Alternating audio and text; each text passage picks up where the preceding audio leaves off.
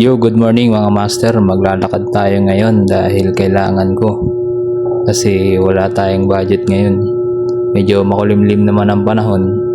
Tsaka medyo maaga pa. Kaya masarap siguro maglakad ngayon. Tsaka nagtitipid ako eh. Kaya yun, samahan nyo ako.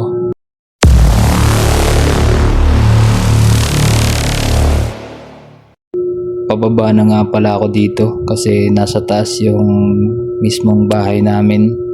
Ginawa ko tong video na to hindi for content purpose only. Maglalakad ako kasi wala talaga akong pera. Legit, promise. Hindi ako nagbibiro. Bale, siguro nasa 200 na lang yung pera ko eh. Sa Friday pa yung sahod namin. So, dahil maglalakad ako, binidyo ko na lang din para may remembrance naman ako.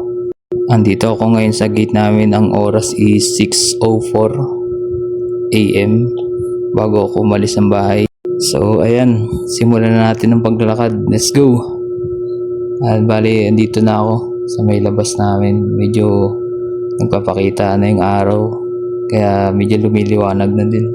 Pero hindi pa naman siya yung mismong masakit sa balat. Yung tamang tama lang na as in vitamins pa lang siya. Dito nga palang part na to is yung sa may labas ng Olivares Warehouse. Time check 6:11. Nandito na nga pala ako sa may highway, sa may labas ng Olivares. Andito yan sa may Wilcon, tapos sa may overpass. Bale, lalakarin ko pa hanggang dun sa may McDo, sa may Evacom Lianas. Dun yung second station ko. Magta-time check tayo dun. Tara, let's go. Ayan, bumababa nga pala ako sa may overpass. Umakit ako doon kasi nahihiya ako mag-video sa baba. Pinagtitinginan ako, baka sabihin spy ako eh. Kaya yun, umakit muna ako.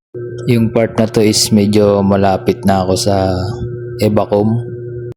So yun mga master, andito na nga pala ako sa may McDo, Evacom. Ayan o. Hindi ako kakain ha.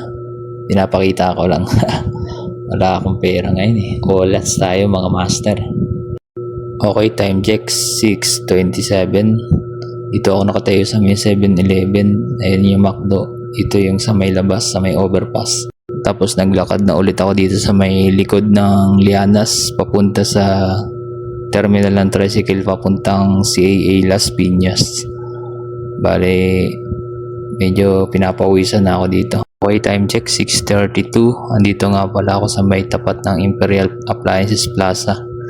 Dito lang sa may Evacom at yun yung Universal College. Bale, binibilisan ko ng paglakad dito kasi medyo umaaraw na. Time check 6:37. Andito yan sa may Alphamart Kanaynay Road.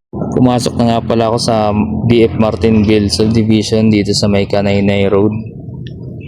Dito nga, ayun nga pala yung gate. Tapos andito yung mga naglalakad niya yung pinakang subdivision.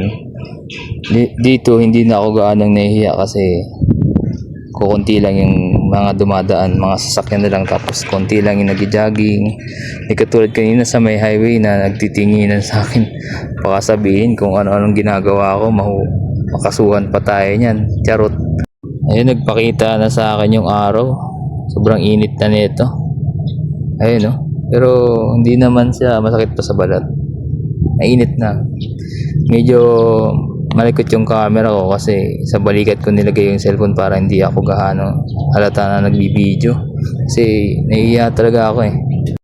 So ayan mga master, malapit na nga pala ako dito sa may building ng pinagtatrabahuhan ko. Dito lang yan sa may J. Chongqiao Street, along the way from Evacom to CAA Road to Casimiro Las Piñas.